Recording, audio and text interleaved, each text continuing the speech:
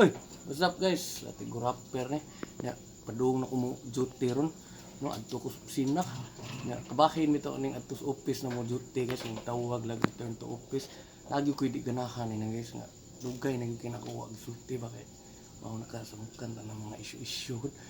Pero kani sa murag magpugong ta sa atong debate sa atong mga feelings hindi pagawas di ko na siya maayo psychologically guys, no? Munta na sa Facebook bantay mo na uban mag-rant, no?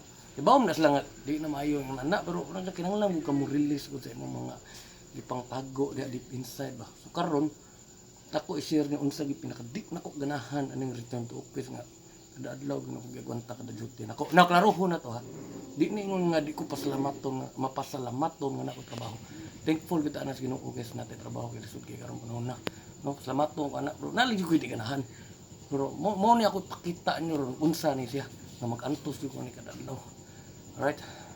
Ako nang buhaton ron una-una ko ni buhaton kinahanglan mo ko kumutong. Ha? Ya, kasi makarelate sa mo ani ba. Alright, here we go. 1 2 3.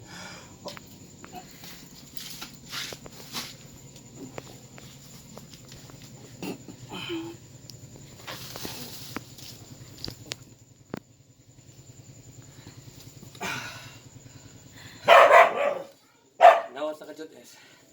Itay na po tagtiyan. Ya, kedua. Ano, terus.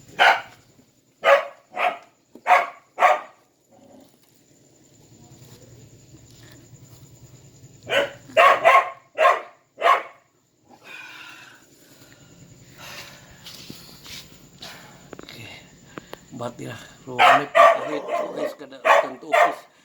Si kapit akong tiyan nagtakon sa sapatos.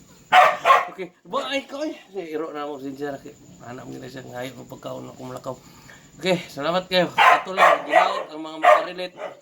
Bati lang yun. Laban tanan. Sige.